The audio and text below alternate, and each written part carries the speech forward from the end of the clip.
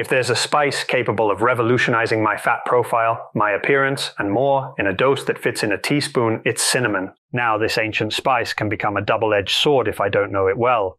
There are two types of cinnamon. One offers a multitude of benefits, while the other, more commonly found in stores, can be toxic to my body even in small amounts. Therefore, I'll explain how to distinguish the Ceylon variety, the healthy one, its benefits, and the appropriate dosage to make the most of these benefits. Today, I share with you the benefits and risks of consuming cinnamon daily. Cinnamon is a spice obtained by cutting the stems of the cinnamomum tree and extracting its inner bark, hence its name meaning sweet wood in Greek. The Greeks used it medicinally to treat infections and relieve chronic pain. These properties are mainly due to cinnamaldehyde, its star compound. However, the Greeks were not the first to use it. In ancient Egypt, cinnamon was valued for its rarity and considered a gift worthy of pharaohs. We'll look at the benefits of this spice according to current scientific evidence, how to differentiate its two varieties, and how we can use it in an easy-to-prepare home infusion. Firstly, cinnamon has antioxidant and anti-inflammatory power. We know antioxidants are crucial to protect our body from oxidative damage over the years. Cinnamon contains a large amount of polyphenols, potent antioxidants that also give this spice its anti-inflammatory power. And it's that we know that taking cinnamon daily has not only been shown to increase our number of antioxidants, but also to reduce our inflammation levels, giving us a lower figure of C-reactive protein in blood, which is the main value that we doctors use to know the level of inflammation in patients. Secondly, cinnamon benefits our blood sugar levels. This spice is well known for its effectiveness in lowering blood sugar. Cinnamon has been shown to decrease the amount of sugar that enters our bloodstream after a meal by interfering with some of our digestive enzymes and slowing down the release of sugar from the foods we eat. Moreover, a compound in cinnamon called methylhydroxychalcone mimics the effects of insulin, helping distribute sugar into our cells and ensuring its proper use in our body. The third benefit of cinnamon is on our heart health. Cinnamon has been shown to reduce our risk of cardiovascular diseases in several ways. Studies have found that consuming just 1.5 grams per day can lower our triglyceride levels, total cholesterol, LDL, bad cholesterol, and blood triglycerides. But that's not all for our heart. We've also found that cinnamon can lower our blood pressure when consumed consistently for at least 8 weeks.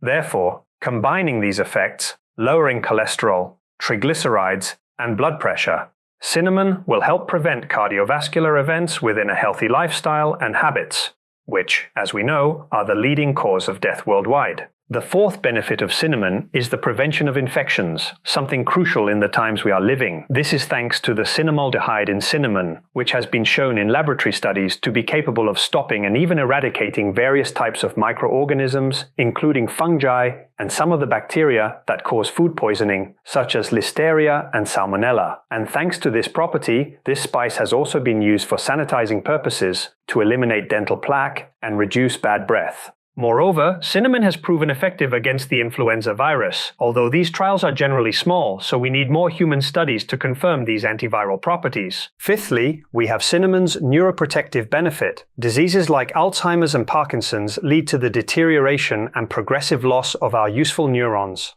We've seen that some compounds in cinnamon help decrease accumulations of a protein called tau in the brain, common in Alzheimer's. Additionally, various laboratory studies have shown that cinnamon can protect neurons and improve motor function in Parkinson's. Thus, the anti-inflammatory, antioxidant, and neuroprotective power of this spice makes cinnamon, without a doubt, an anti-aging food. Now, before we go into the risks of consuming this spice, especially the Cassia variety, the most common in stores, let's see how to consume cinnamon to reap its benefits. First, we have culinary use, sprinkling cinnamon powder on dishes and fruit to give them a pleasant and special touch. The recommended dose varies between 1 or 2 teaspoons per day.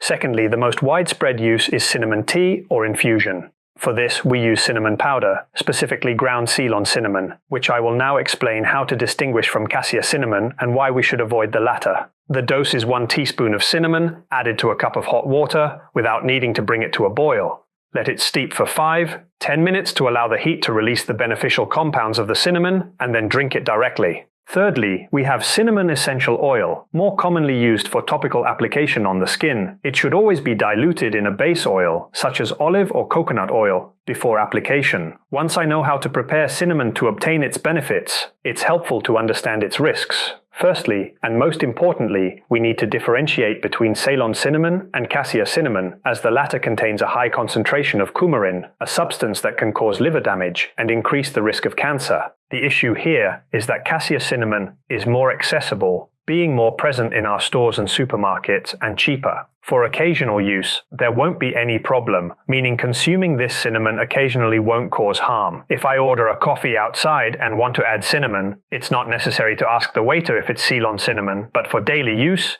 it's beneficial to know how to distinguish them. Cassia cinnamon is darker, more bitter, and rolls at both ends like a scroll. In contrast, Ceylon cinnamon is lighter, has a milder and sweeter taste and smell, and rolls into a circle towards its center. Here we can see the two compared in stick form, and here in powder form. Furthermore, there are interactions with some medications for both types of cinnamon, such as anti-diabetic drugs, since cinnamon can lower blood sugar, potentially causing an additive effect and lowering it too much. Also, with anticoagulants, something to consider especially with Cassia cinnamon. In conclusion, cinnamon is a spice with a wide range of health benefits, as we have seen, and incorporating it into our daily routine will undoubtedly offer an important and safe bonus. But as with any measure we intend to use for medicinal purposes, if I am taking medication or suffer from a chronic disease, it will be crucial to consult with my doctor, who knows me best, before taking medicinal doses of cinnamon. And thank you very much for staying with me until now. What do you think about the benefits of cinnamon? Do you usually consume it? I read your comments below, and if you found this useful, I only ask that you share this video on WhatsApp with people you think it could help,